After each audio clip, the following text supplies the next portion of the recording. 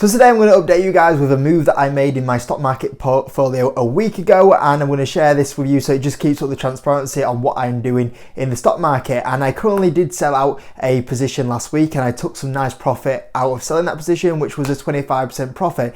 And if you do want to want buy and sell in real time, the place to be is on Patreon rather than waiting for the YouTube updates. And as well as that, you do get 2 exclusive videos a week on there, and it's only £5 a month, which I think is pretty good value. And as well as that, if you start using Trading 212, join through the link in the description. You can get a free share worth up to £100 as well. But getting on to this, we did sell another stock out of the portfolio. There's been a few changes in the portfolio in the last few weeks. I did sell out 2 stocks, which is this one and Lovesac, and I have added 4 new positions into the portfolio, which I probably will cover in the coming few weeks. Now, I did sell out this stock, and once again, it's a nice stock, once again sold for profit. It adds to the long collection of stocks that we've sold for profit so far this year. It's good to be getting back to what seems a bit more of a normal stock market. We'll see how long that lasts for. But we did sell out once again another stock for a good amount of profit, and this is actually the 3rd time I've sold this stock. I think the first time I owned this stock was in 2018, and I think I made about 300-400% from that investment. I then owned it again in 2021, I believe it was. I sold out for another 100% club return member, and then I sold out this time for a lot more of a smaller value, which was 25% profit, but still adds to the times that we've made profit in this stock. And even though I'm a long-term investor, this one seems to be a lot more active in buying and selling this stock. And I think the reason why is that even though it's a 500 billion market cap company, it's very volatile. Like, you compare it to a lot of other companies that are these sort of valuations or this size of a company, you don't normally get a 500 billion market cap company like this that can drop 50% in a year, but can go up 100% in a year. And that's what seems to be happening a lot with this stock, and it is well covered, and that may be one of the factors that creates that volatility. And it's a very love it or hate it kind of stock. You're either a big fan of it or you just absolutely hate this stock. And that stock is Tesla. So yeah, Tesla has had a bit of a run up in the last few weeks, and I thought, you know what, I'm going to sell out my position here. And the reason why I bought it in the first place is because it got to attractive valuations. I didn't really have a long at them sort of attractive valuations to build up the position I like, and that is actually one of the reasons why I did sell out the position, is because I didn't buy as many shares at the levels that I wanted to. And I'm looking at other stocks at the moment in the market, and I'm saying, I really like this. Can I get some cash from somewhere to use, or can I create some cash to go buy some more of these opportunities? And if I can't build the position up, hey, I might as well use that up to that capital up somewhere else. And that was one of the reasons why. And the other reason why is that the stock went up over 50% in the last few months, and I also think that did drag the valuation to a little bit of a higher valuation. Now, the big thing is that there's going to be people in this video that say Tesla's overvalued. There's going to be people in the comment section that say Tesla's undervalued. In my opinion right now, Tesla has reached to the valuation where if Tesla absolutely smashes it and keeps the market share and keeps growing at 40-50% a year, they keep driving the profit up, and they deliver on the financials like how they have been doing and continue to do that, it has to operate to perfection. If it does do that, I can see why people say this stock is undervalued. My big thing is, are they going to continue doing that? And that's one of the reasons why I did sell out the position.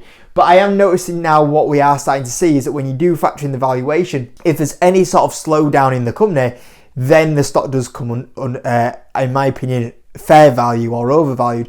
And that's been clear in the last few days. If you actually look at analyst forecasts for this year, where a lot of people argued the case of like, oh, it's currently, I can't remember exactly without looking, is it like 50-60 times earnings? But if you look on a forward earnings basis, that soon drops down to 30-something times earnings because the profit was supposed to double this year. If you look at a lot of analyst forecasts at the moment, a lot of analysts are going, actually, Tesla's not going to grow profit this year. And because of that, then you start looking, well, then it's not trading at 30-40 times earnings. And that's already a little bit of impacts that we're starting to see on one of the reasons why I did sell out of the stock. And what that kind of builds on is the next thing is sales. So we are entering a bit of a downturn in the environment at the moment, and there is recession fears building up out there.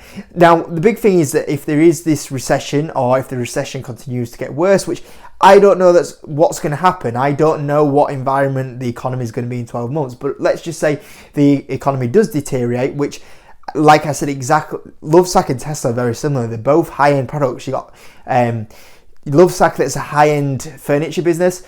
If we are going to hit a recession, the high-end furniture business will get hit. Furniture businesses will get hit. If you look at Tesla, if there's a recession, people aren't going to go out and buy cars. People are not going to go out and spend 30, 40 grand on a car in a recession. And I also had to take into consideration, I don't know if there's going to be a recession. Personally, I would swing to the way of that there won't be a big recession. But if the Fed carry on increasing interest rates or don't cut interest rates, I can see a recession happening. So it's a bit out of my hands what kind of goes on, and I'm a bit guessing what's going to happen in the economy at the moment. So with that in mind, I can think what's going to happen, but I also have to plan for the worst case scenario. And the worst case scenario is if we do hit a big recession, if the Fed don't cut interest rates, Tesla is going to get hit on the sales. No one is going to go out and buy Tesla cars in a recession because no one wants to go pay 30, 40 grand for a new car in a recession. You know, there's a lot more people going to be more protective over their cash. And in fact, we've started to see that already with Tesla. We're starting to see the being a little bit of a slowdown in sales, and that's not without entering a proper recession yet. And then what has happened is we're starting to hit the margins, because what we're starting to see at the moment, and this is before the recent news of the price drops. I actually saw that last week before the news came out on the weekend that the price cuts were happening again. But my theory was, well, if we are going to hit a recession or slow down in sales, they're going to have to carry on cutting prices. And we have started to see that happen where Tesla are starting to cut prices. Now, they can cut prices and sales could still look good. People might go, actually, you know what? I've always wanted a Tesla. It was, let's say, 40,000. There's a sale on, it's now 38,000. Okay, you've got me off the line, over the line. I'm going to go buy one. And that can help keep the sales up, and the sales still look very strong. And they carry on growing at the target of 40, 50%. Now, that's absolutely fine, but the problem is if you start cutting your prices, your margins are going to get cut. And one of the best things about Tesla is it has always had very good margins. It's had historically very good margins compared to the market. Now, the problem is if you start cutting prices and your margins get collapsed because of the discount on what you're offering your cars, that's going to then hit your profit. Now, Tesla, even though it's fantastic that it grows 30, 40% a year, unfortunately, Tesla has now started to hit the point where it is a more mature company. It will get judged a lot more off its margins, and it will get judged off its bottom line a lot more than its top line. Now, if you have margins declining because you are offering your product at cheaper prices, then your profit's going to be declining because your margins are smaller, and you start seeing margins compress and the profit depressing. You then look at Tesla and you go, well, the problem is that at the moment you look at the valuation, and the valuation is factoring good 30, 40% on that top bottom line.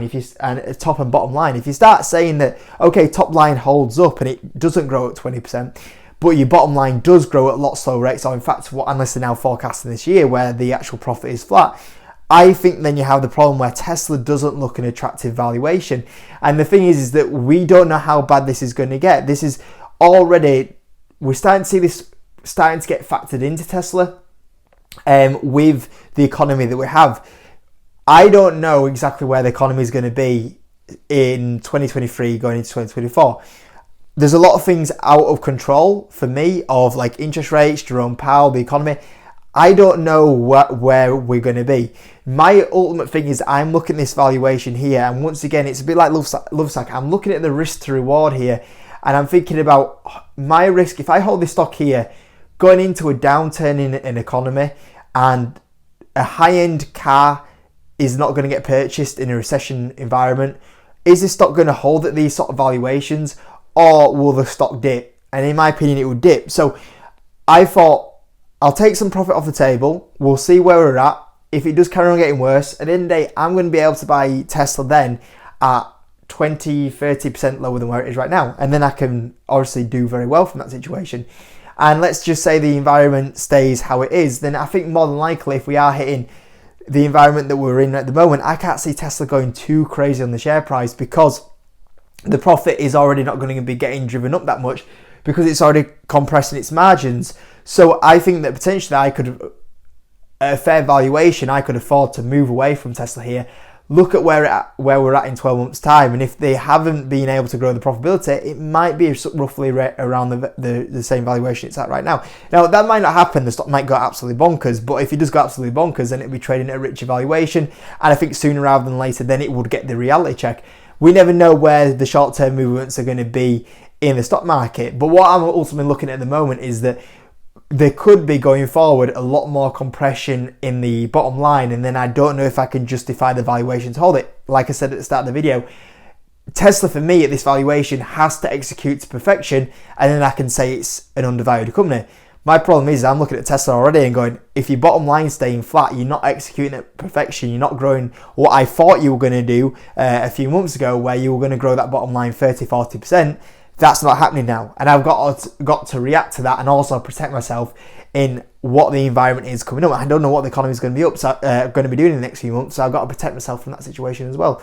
So there was all them factors. There wasn't just one factor coming in of why I sold Tesla. It was a combination of all them kind of factors of, my size position, the surge in the share price that's been on recently, what potentially the environment's going to be going forward, sales issues, margins, profit, valuation. So there's a few factors that are kind of coming into play here, and I thought, you know what, I'm going to take the profit off the table, and I'll see if I get the opportunity to buy Tesla at a lower valuation in a few months' time. If it doesn't, fair enough, we move on. We made the money. That's the key thing. We don't, like I always say on every video, what we're all here to do. We're all here to make money in the stock market. Made money in the stock market for the third time on this stock, which is absolutely brilliant. And I'd be happy about it. That's the end. That's it. That's what we're here to do. And as long as you make money, that's the key thing.